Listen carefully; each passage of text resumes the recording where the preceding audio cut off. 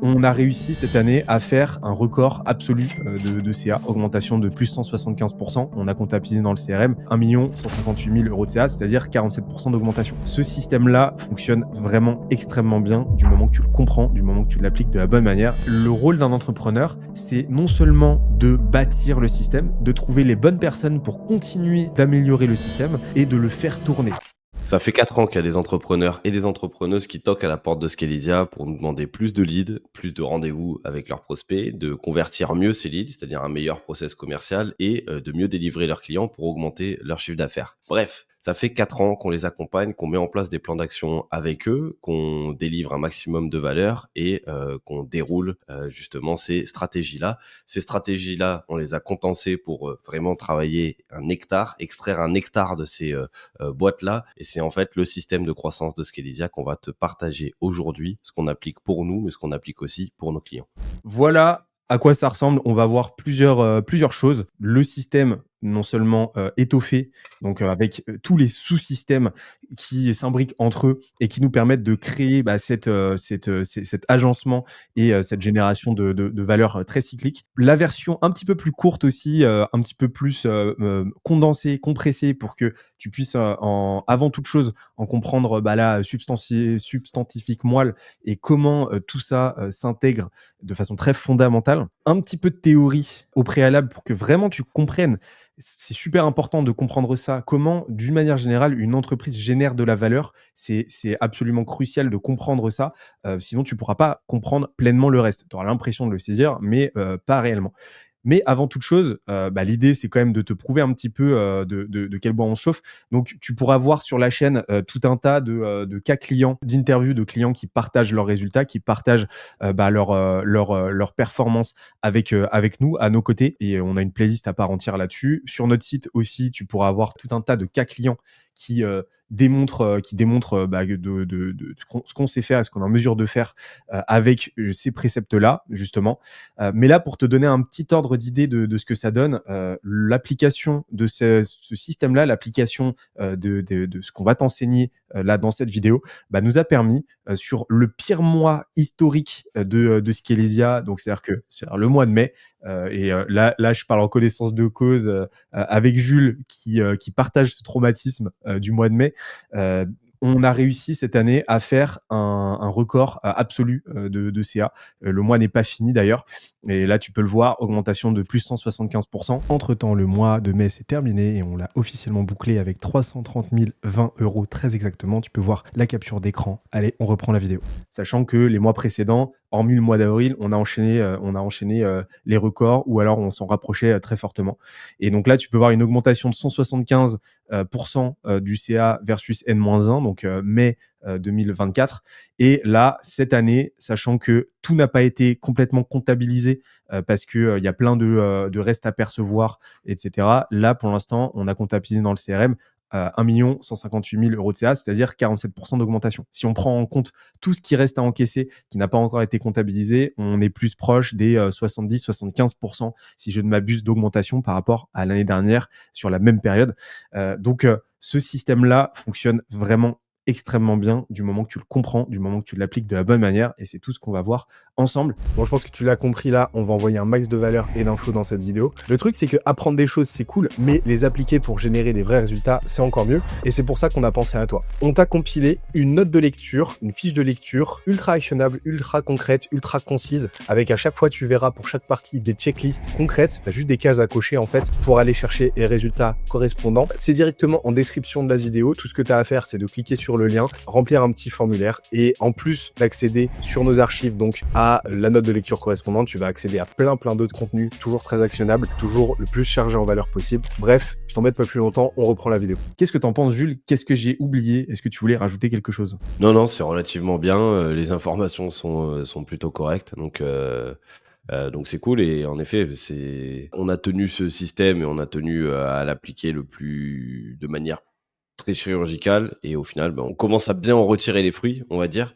On parlait de 30% d'objectifs de croissance où on se disait, 30% quand tu commences à faire 1 million, 2 millions par an, 3 millions, ça commence à être du costaud en pourcentage.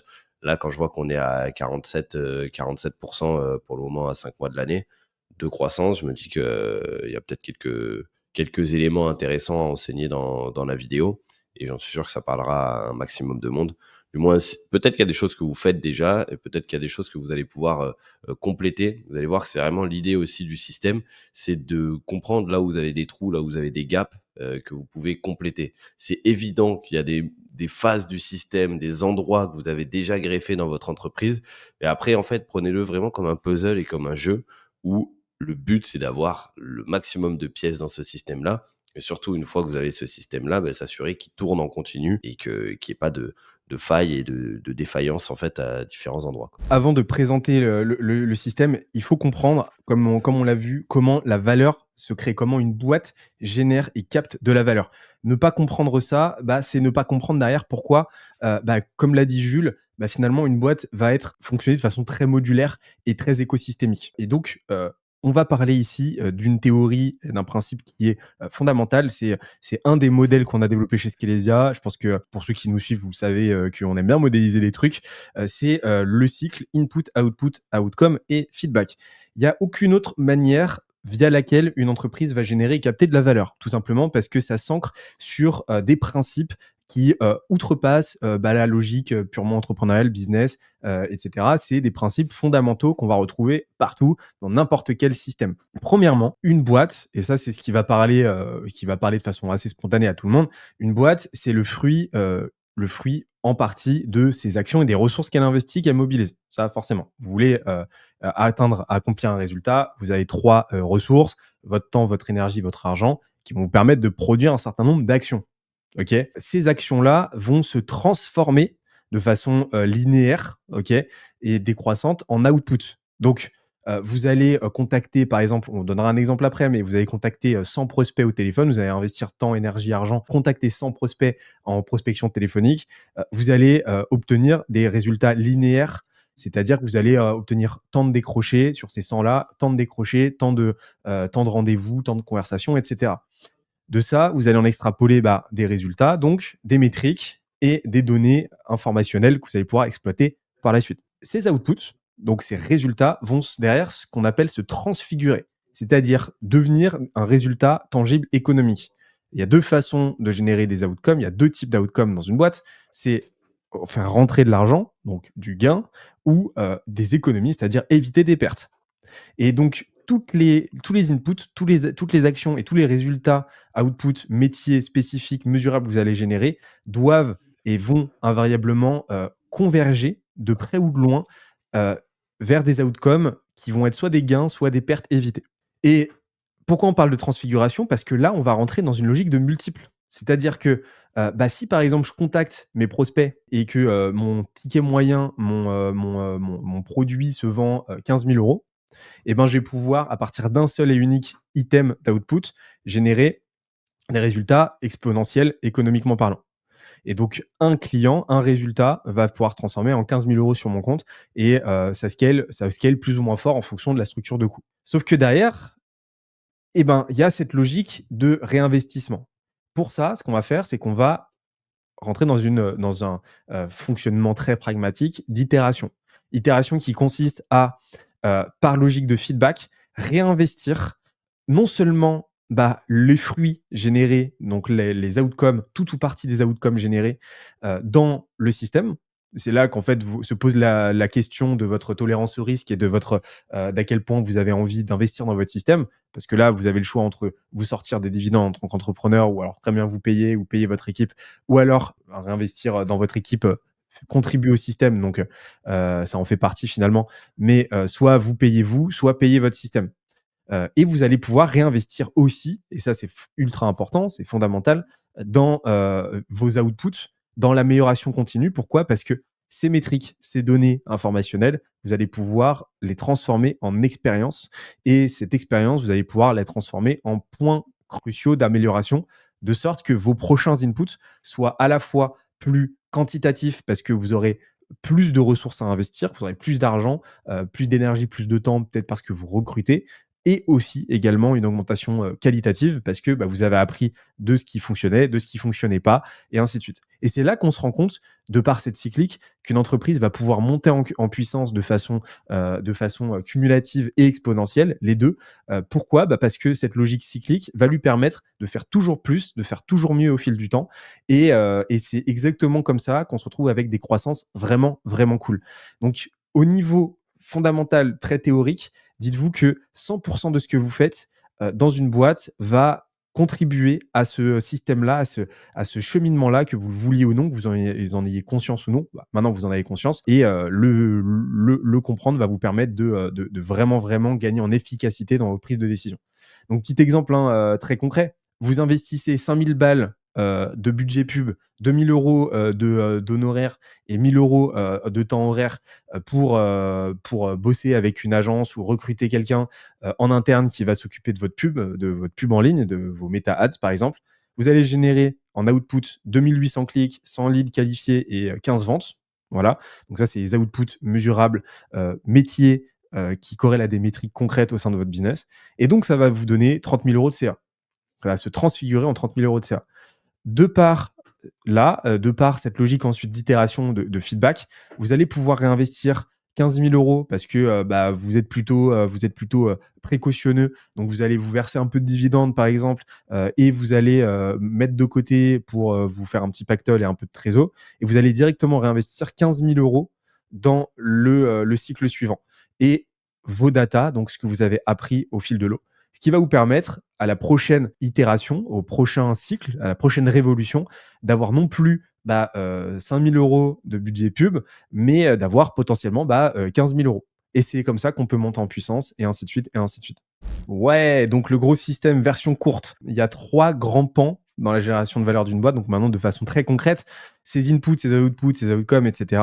En quoi, businessment parlant, ça se traduit? C'est simple. Il y a que 3 questions à laquelle un entrepreneur doit répondre systémiquement pour générer de la valeur et en capter une partie. C'est la question de l'acquisition, de la conversion et de la delivery. Ok.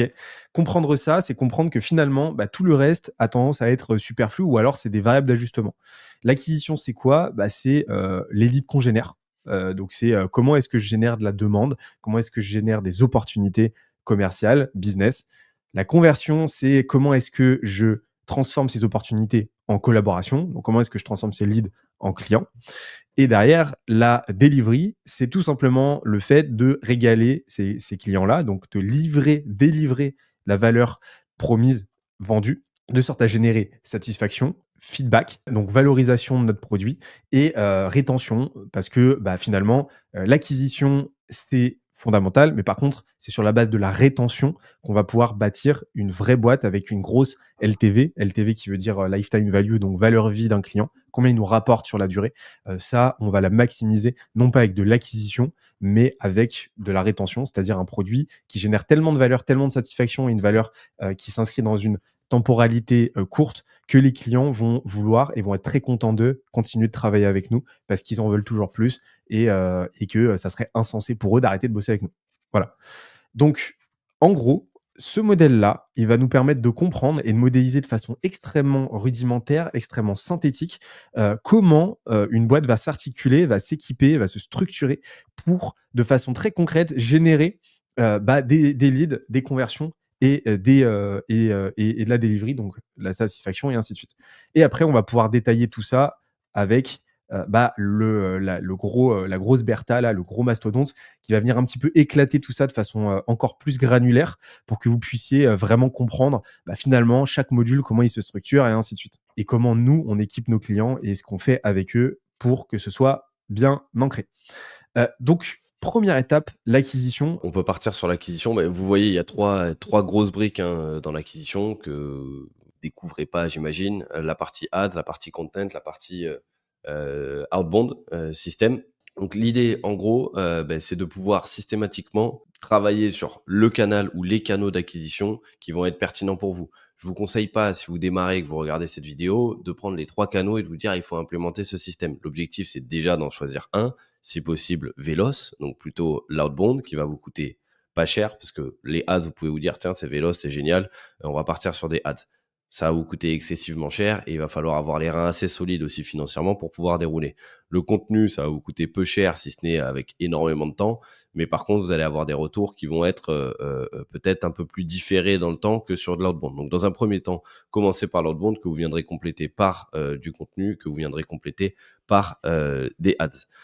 Vous voyez que en fait, on pourrait le prendre un petit peu de n'importe où, mais peu importe l'acquisition et le canal qu'on va travailler, on va aller générer des leads systématiquement, ok. Via l'outbound, on va créer de l'engagement sur notre content system, c'est-à-dire notre contenu. Je vous donne un exemple. Vous faites un live, vous organisez un live sur LinkedIn. Vous pouvez très bien aller chercher des personnes à froid pour les envoyer vers votre contenu. Ou alors, si vous faites des campagnes d'acquisition, même à froid, sans envoyer sur votre contenu, vous envoyez des invitations sur LinkedIn. Donc, vous avez des gens qui rentrent dans votre réseau. Donc, ces personnes-là, à terme, vont être amenées à consommer votre contenu et ainsi de suite. Et puis derrière, avec votre content system, par un mécanisme de repurposing, vous avez des contenus qui fonctionnent bien, des messages qui parlent et qui, a priori, adressent les problématiques de votre cible et déboulonnent les mythes, les croyances, les éléments que vous avez envie de renforcer ou de déconstruire du côté de votre cible. Vous allez pouvoir l'identifier grâce à votre contenu et une fois que vous avez identifié ça, ça va vous permettre tout simplement de les réutiliser dans votre système, d'ads. Vous voyez juste avant la partie delivery qui arrive sur la partie acquisition. On peut peut-être en parler très brièvement. En fait, quand vous allez délivrer vos clients, vous allez créer ce qu'on appelle des sales assets. Les sales assets, ce sont des briques de contenu, en gros. Exemple, des use cases, des témoignages, des vidéos. Ça peut être des contenus à forte valeur ajoutée. Mais quand vous allez délivrer des clients, vous allez avoir des clients satisfaits. Ces clients satisfaits, vous allez systématiquement faire en sorte de pouvoir extraire une pièce de contenu avec eux. Une pièce de contenu, par exemple, c'est un use case. Et l'avantage de ça, c'est qu'en fait, ces pièces de contenu, vous allez pouvoir les réutiliser dans votre acquisition. Et donc, c'est là où on voit le système de boucle qui est en train de se créer, parce que un témoignage, ça peut être un icebreaker en outbound, par exemple, dans votre système. Un témoignage vidéo, ça peut très bien être une créative sur du retargeting, sur une audience qui est relativement chaude dans votre système de publicité sur Meta, sur LinkedIn, peu importe. Et puis, bien évidemment, quand vous avez un témoignage, ça fait aussi office de poste avec un contenu preuve qui vient verrouiller ou augmenter votre preuve sociale, votre autorité auprès de votre audience. Exemple, comment j'ai aidé tel client à obtenir tel résultat. En fait, on voit que à chaque fois qu'il y a un frottement, à chaque fois qu'il y a un mouvement, ça vient créer une énergie supplémentaire. Un peu comme en physique, et cette énergie supplémentaire, on vient la réutiliser pour recréer du mouvement derrière sur la brique d'après. Donc, de la delivery vers l'acquisition. Ouais, complètement, complètement. Pour préciser un tout petit point, là, effectivement, c'est les canaux sur lesquels on va avoir tendance à travailler le plus communément avec nos clients. Il y en a plein d'autres, hein. On est proche de la vingtaine de canaux si on les compte tous. Donc, vous pouvez très bien, avoir en premier canal, votre réseau, ça peut arriver. Par contre, c'est votre canal, réseau va au bout d'un moment, par définition, s'étioler. Vous pouvez très bien faire des événements physiques, vous pouvez très bien faire du porte-à-porte. Ça, c'est juste que nous, c'est nos tropes personnels parce que c'est les canaux sur lesquels on travaille les plus communément auprès de nos clients, avec nos clients et qu'on maîtrise le mieux.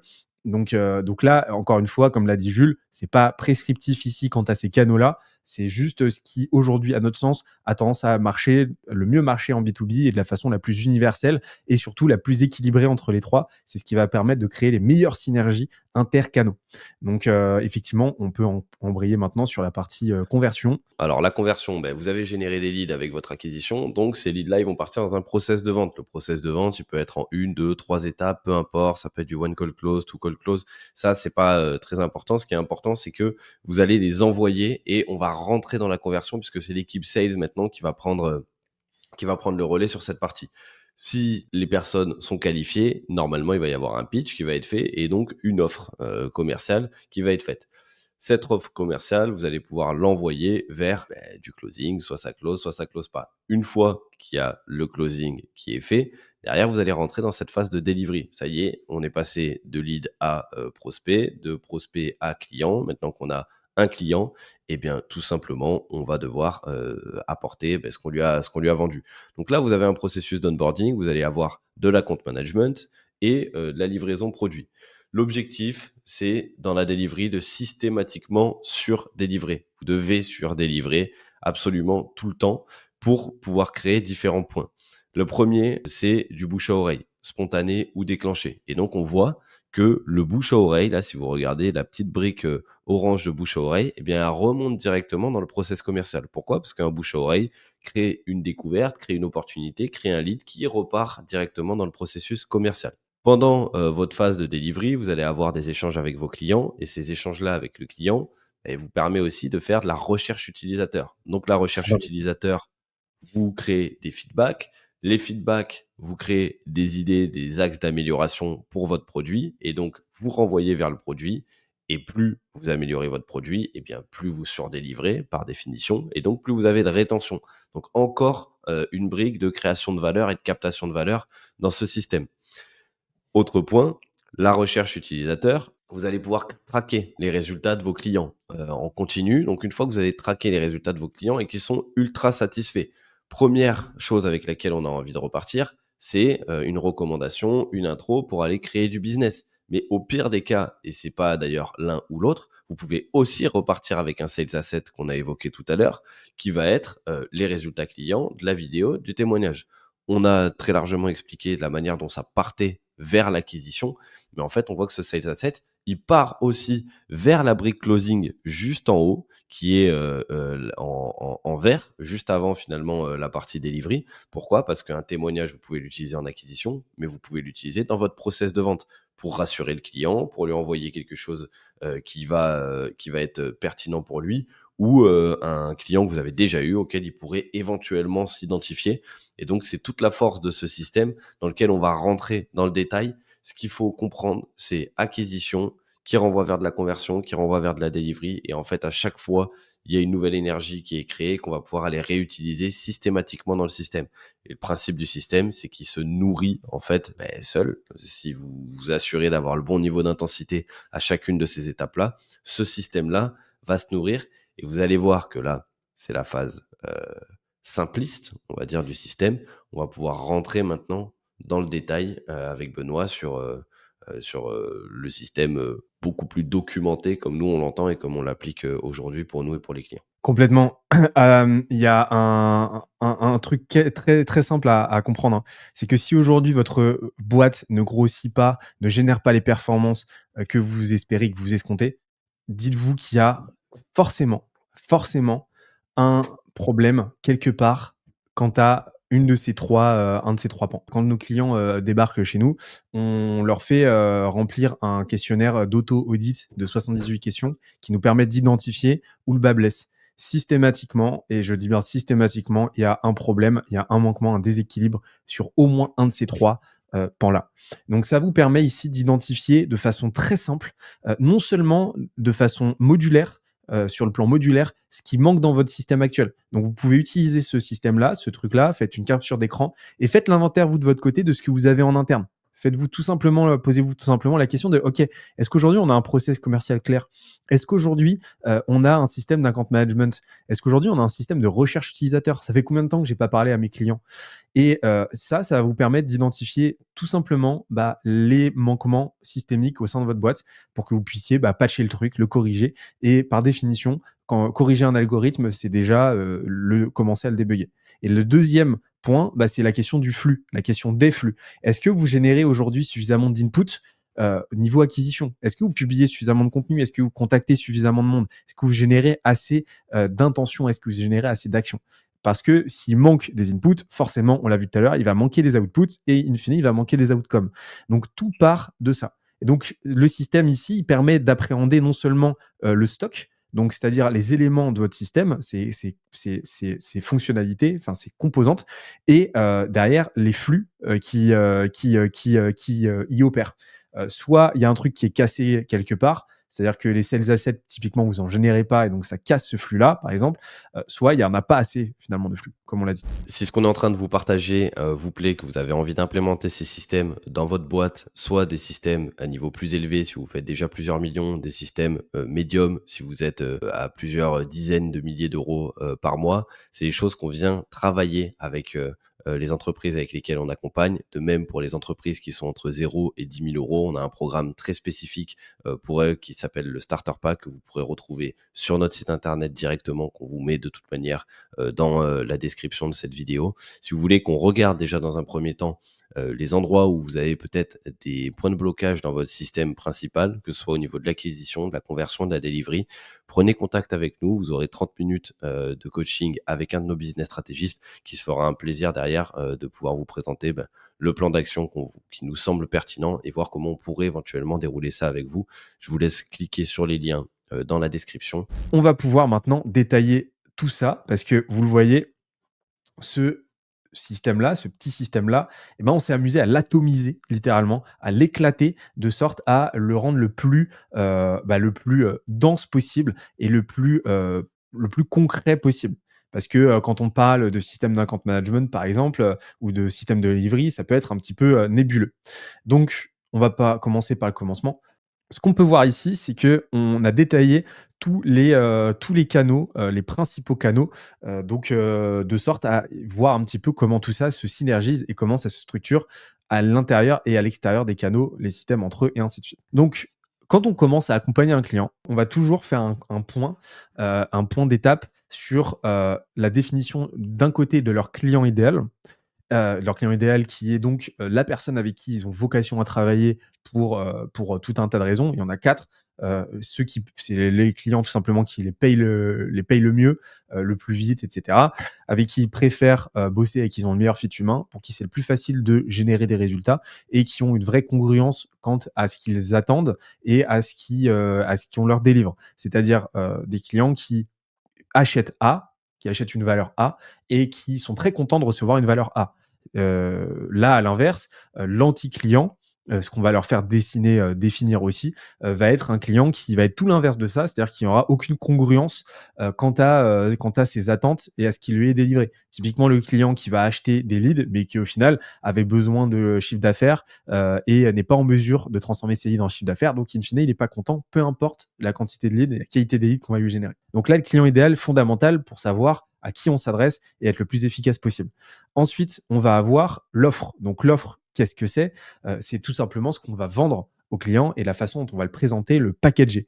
Heu, Toute offre qui se vend à un instant T est une offre fonctionnelle. Donc il n'y a pas besoin de mettre tout à plat, de mettre tout en stand-by pour redéfinir son offre de zéro. Non, à partir du moment où une offre se vend, il y a certes toujours des boulons à resserrer, mais c'est une offre qui, à l'instant T, fonctionne et vaut le coup de continuer d'être commercialisée et d'être affinée de façon itérative.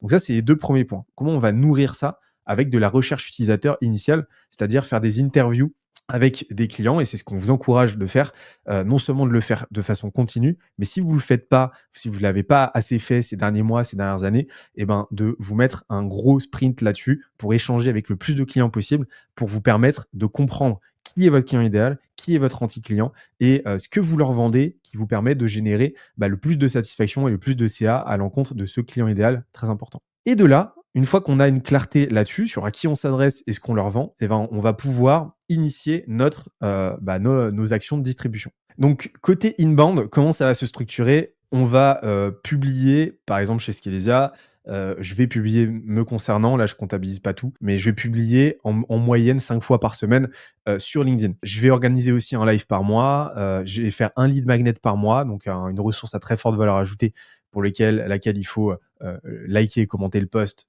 pour la recevoir et ainsi de suite. On va avoir une newsletter qui va être envoyée 2 fois par semaine et en parallèle, on va avoir du SEO qu'on va détailler. Tout ça nous permet de générer plusieurs choses. Déjà des leads inbound, donc des gens qui vont venir directement sur notre site pour réserver un rendez-vous avec nous et du setting. Setting, qu'est-ce que c'est? C'est de la gestion conversationnelle, de l'ingénierie conversationnelle qui va nous permettre de transformer une intention sur un contenu, un like, un commentaire par exemple, en intention potentielle d'achat, de générer tout simplement des rendez-vous sur cette base-là au sein du chat. Ça va nous permettre aussi de faire ce qu'on appelle des warm calls. Warm call, qu'est-ce que c'est? C'est tout simplement le fait d'appeler un prospect qui a téléchargé un contenu par exemple pour échanger avec lui. C'est un petit peu la même chose que du setting finalement, mais au téléphone. Voilà, et non dans un chat. La publication LinkedIn, on va avoir un système de contenu qui va nous permettre de générer là aussi une vraie cyclique avec un système de curation qui nous permet de créer du contenu qualitatif et tout un système d'engagement de sorte à étendre notre réseau, étendre notre portée et étendre donc nos résultats par ce biais et d'affiner toujours plus notre ligne éditoriale. Donc là, c'est le système de contenu LinkedIn. Je vous laisserai faire pause pour pouvoir vous arrêter dessus. Et le système de contenu, forcément, ne peut pas fonctionner si on n'a pas ce qu'on appelle un système de repurposing. Repurposing, qu'est-ce que c'est? C'est tout simplement le fait, je dis beaucoup tout simplement, mais parce que tout est très simple, c'est le fait de réutiliser à bon escient et de façon intelligente les contenus qu'on publie de sorte à en maximiser les retombées. Donc, par exemple très concret, le fait de prendre une newsletter très longue, un gros cours masterclass sur un sujet et de le transformer en une série de posts LinkedIn, en une série de vidéos et ainsi de suite. Et donc, ce système-là nous permet de transformer les meilleurs contenus qui génèrent le plus de résultats, à la fois en reach, donc en portée, en performance intrinsèque des posts et en retombée business, de sorte à avoir une vraie montée en puissance. On va avoir également le système SEO ici, donc SEO qui nous permet de publier sur notre blog du contenu à très forte valeur ajoutée qui va ranker le mieux possible, autant que possible sur Google, sur les moteurs de recherche, etc.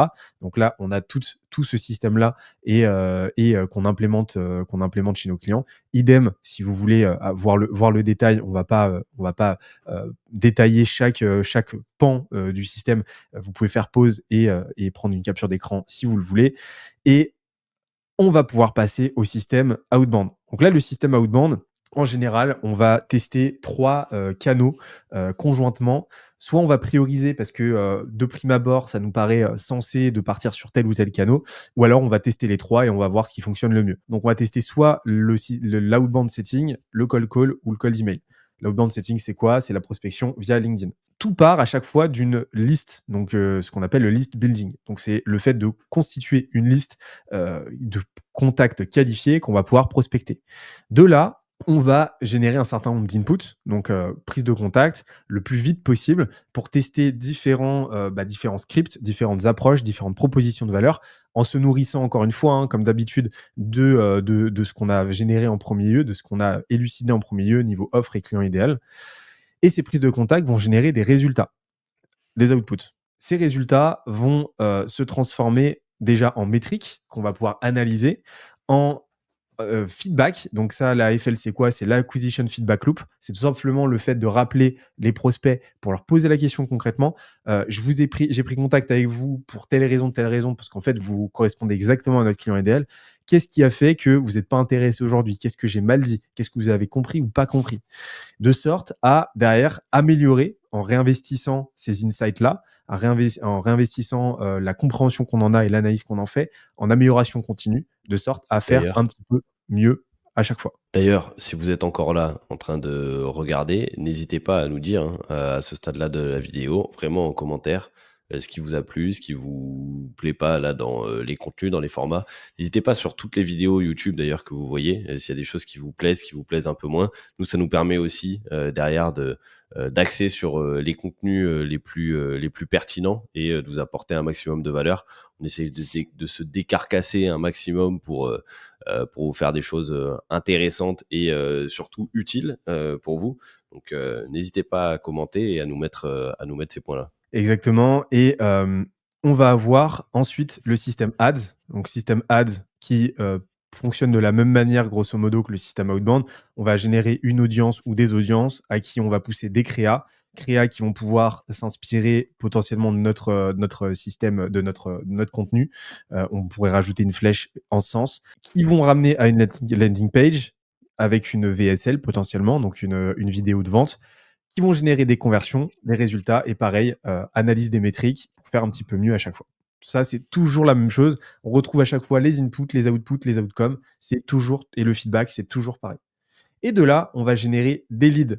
Et ces leads vont derrière transiter vers le système sales Système sales, on a des leads. Ce qui va se passer, c'est qu'une fois que les leads sont rentrés, il y en a qui ont booké des R1, il y en a qui n'ont pas booké de R1, il y en a où on va taper du warm call, c'est ce qu'on avait vu juste avant.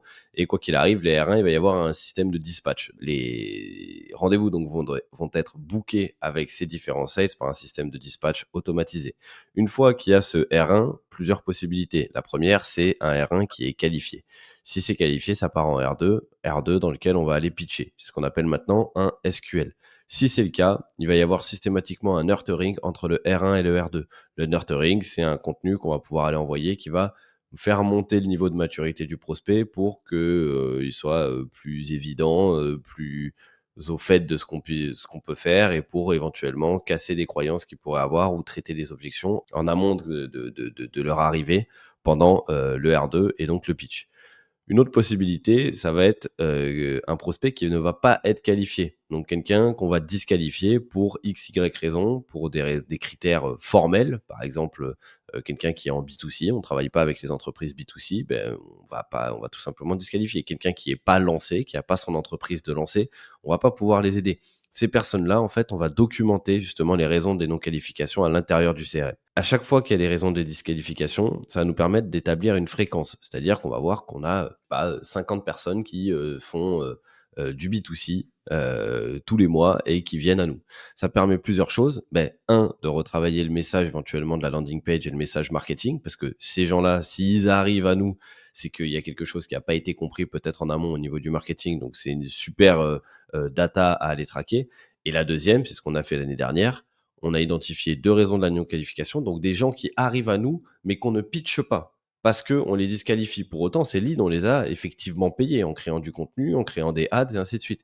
Donc, un bon moyen de pouvoir faire plus d'argent, c'est de créer une offre en fait qui va être designée à ce que ces personnes recherchent, tout simplement. Et donc là, quand on va créer des offres, on ne crée pas des offres ex nihilo, mais on crée des offres à partir d'une demande qu'on a déjà pu constater pendant les R1 et avec la partie sales et qu'on a documenté dans le CRM. Entre R1, R2, R3, à chaque fois, il y a des métriques. Ça va nous donner des métriques qui je vais pouvoir analyser par sale sur des taux de show-up, des taux de closing, des taux de disqualification. Enfin, il y a dizaines de métriques à peu près qu'on vient analyser. Et en fonction de ces métriques-là, ça va me permettre d'axer aussi les coachings ou de voir qui est un petit peu en dessous, qui est un petit peu au-dessus et éventuellement d'aller réajuster et du côté sales et de réajuster aussi côté acquisition, market, voir s'il n'y a pas des choses à aller mettre en place pour systématiquement à toutes les étapes du funnel, éviter de perdre des points de conversion. Le R3, c'est la partie closing. En fait, soit on a closé pendant le R2 sur le pitch, mais il peut arriver que ça parte en follow-up et donc qu'il y ait des R3 et que ça aille un petit peu plus loin.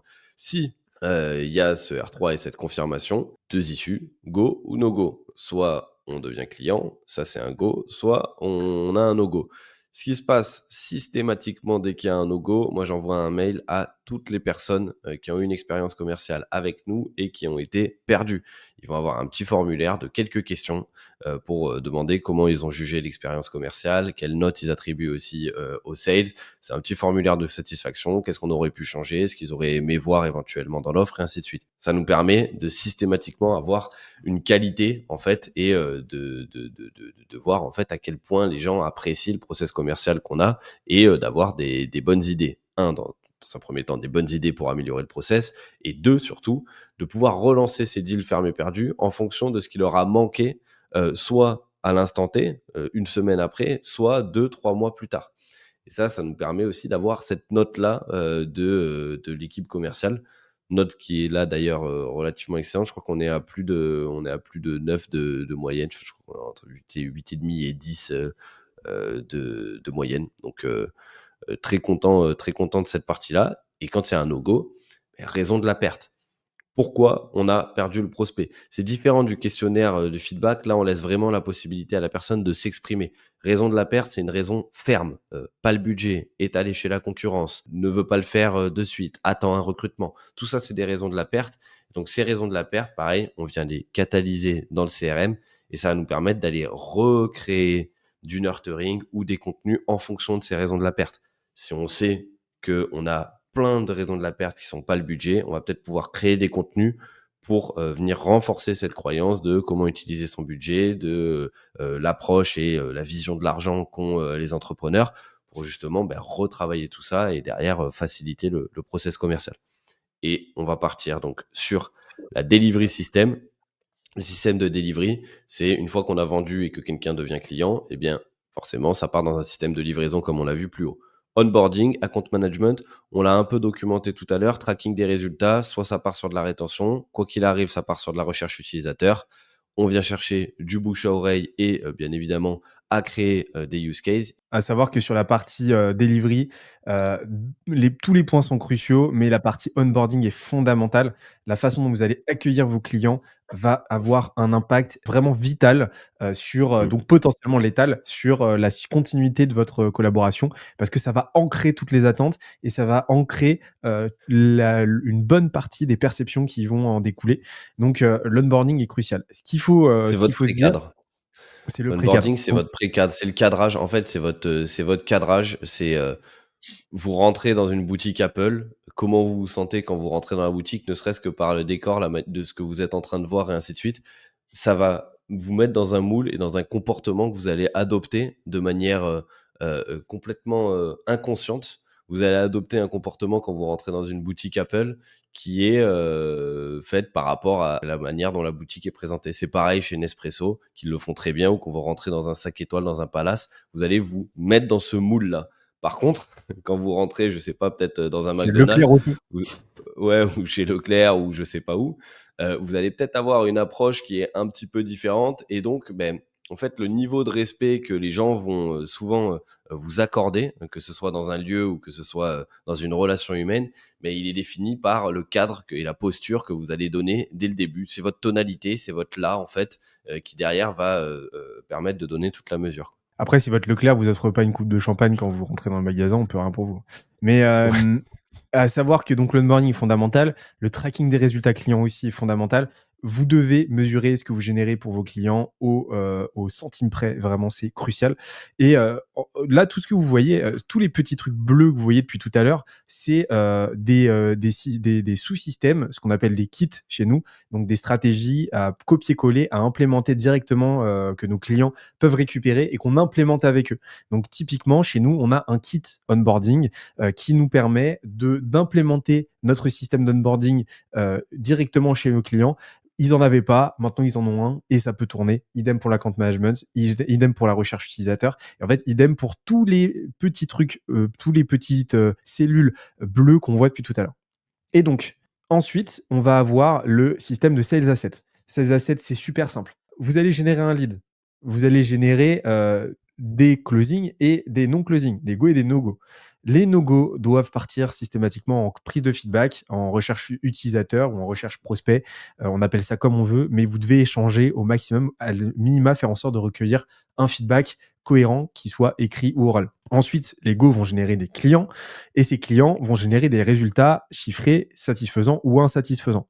Là, il y a une question toute simple à se poser qui est binaire, qui est fermée. Est-ce que le client est satisfait, oui ou non? S'il est satisfait, ça part en témoignage et ça part en cas client. OK. Donc là, on crée des sales assets. S'il y a une non-satisfaction, recherche utilisateur et prise de feedback. Il y a deux grandes raisons à la non-satisfaction. Vous avez soit pas su délivrer, c'est-à-dire que vous avez fait des promesses trop hautes sur la base de ce que vous étiez en mesure de délivrer, ou alors où les promesses étaient bien calibrées, mais où vous êtes planté, donc problème opérationnel, ou problème de calibrage de la valeur et de sa perception, ou alors vous n'avez pas su communiquer aussi sur la valeur générée, ça peut arriver aussi beaucoup plus souvent qu'on le pense, ou alors tout simplement vous avez signé un anti-client ou quelqu'un trop éloigné de votre client idéal que vous n'aviez pas vocation à signer. Mais ça, dans tous les cas, il faut le comprendre. Et ça, en gros, ce qu'il faut dire, c'est que tous les clients, tous les leads doivent passer à cette moulinette, à travers cette moulinette-là, et vous permettre de valoriser votre produit ou votre offre en continu. Dernier point, et on va pouvoir ensuite se quitter là-dessus. Tout ce qu'on a vu là, donc absolument tous ces systèmes, toute cette boîte-là, donc votre boîte, que vous allez pouvoir modifier de façon modulaire et ainsi de suite, vous l'avez compris maintenant, va être va être opérationnalisé par ce système qui est tout simple, hein, mais qui est quelque part votre OS à vous, c'est-à-dire votre système d'exploitation qui va vous permettre de faire tourner votre boîte. Il y a deux trucs. il y a 2 trucs dans ce système, 2 sous-systèmes. Premièrement, il y a la gestion et il y a l'équipe, le côté team. La gestion, c'est quoi? C'est toute votre administration des flux. Donc c'est-à-dire, les aspects financiers, donc vos OKR financiers, vos métriques financières. Comment est-ce que vous gérez, les flux financiers, votre trésorerie, votre flux de trésorerie, ce qu'on appelle votre cash flow et ainsi de suite. Comment vous, opérationnalisez votre modèle économique et votre structure de coûts. Les aspects administratifs aussi, forcément, parce qu'il y a toujours des aspects administratifs, juridiques, légaux à gérer. Ça, c'est quelque chose à prendre en compte.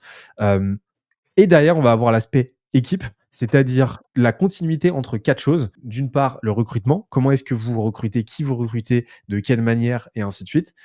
L'onboarding ensuite, donc au même titre qu'il faut bien onboarder ses clients, il faut extrêmement bien onboarder ses salariés. Le suivi ensuite, suivi qui est constitué de 2 choses, le management et le coaching. C'est pas la même chose. Le management, on se met au-dessus.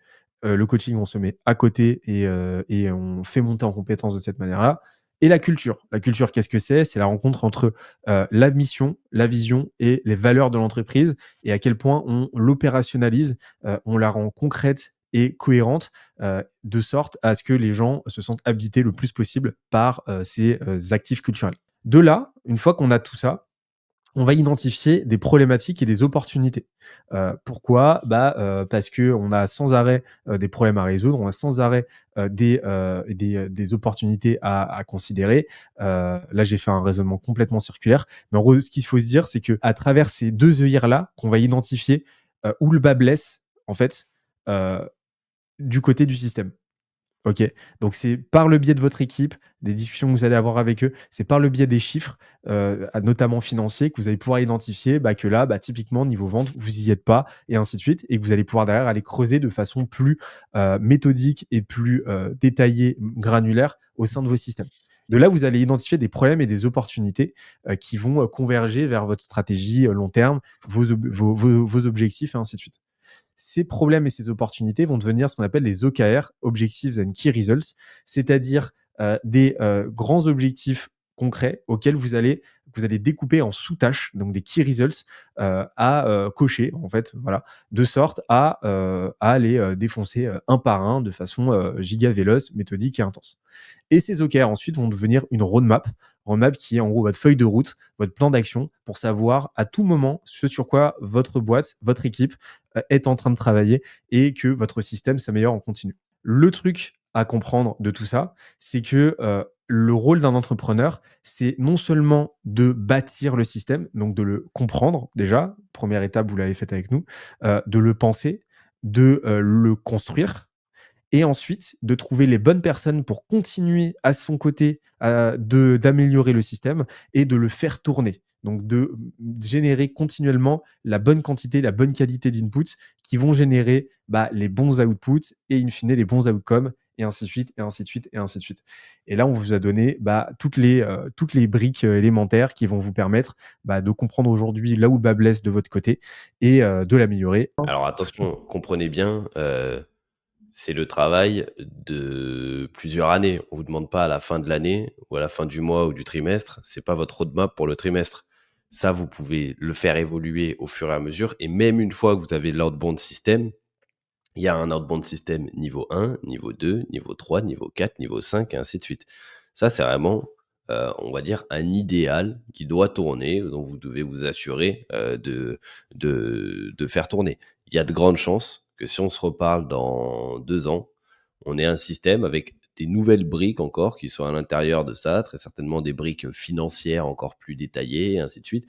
En fait, c'est des évolutions, c'est des niveaux, c'est un jeu vidéo dans lequel vous avez une map qui vient s'agrandir et vous allez découvrir la map au fur et à mesure que vous allez découvrir le jeu vidéo et les niveaux.